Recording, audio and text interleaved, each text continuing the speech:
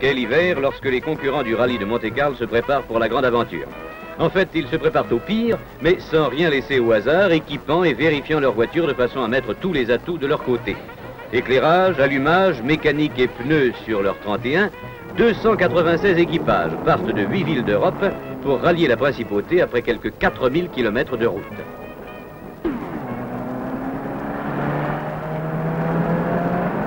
Et ces 4000 km seront rarement de tout repos. Pour tous les engagés, la neige et le verglas sont au rendez-vous dès les premières heures de course, de telle sorte que faire une moyenne, sinon la moyenne, devient un exploit à chaque virage.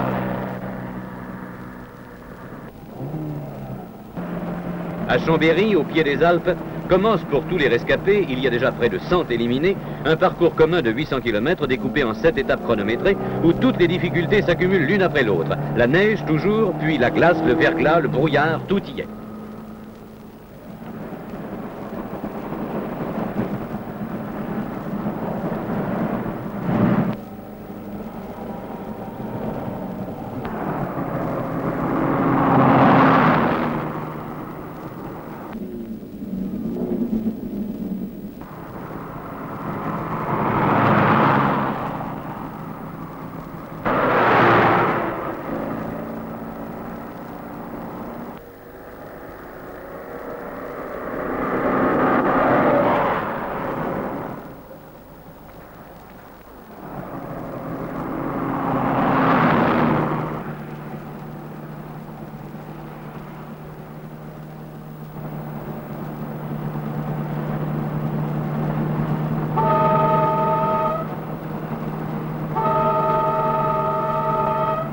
Après 6 cols, plus Champs-Rousse et le Mont Ventoux, le Turini, à 1600 mètres d'altitude, arrive presque comme une délivrance. Il ne reste plus après lui que le col de Brosse et les lacets de la Turbie, qui eux au moins sont secs. Et même s'ils ressemblent à un toboggan, c'est un vrai plaisir de les dévaler sans risquer le dérapage.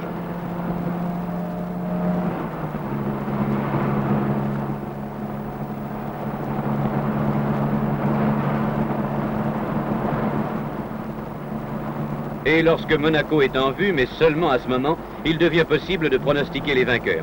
Ce seront sans doute les Suédois Carlsson et Palm, numéro 283, les mieux placés parmi les 27 non pénalisés sur les 98 privilégiés admis à disputer l'épreuve de sélection finale. En fait, celle-ci n'est plus qu'une formalité. 9 km de circuit de vitesse en ville sont peu de choses pour les champions du verglas. Et les jeux sont faits.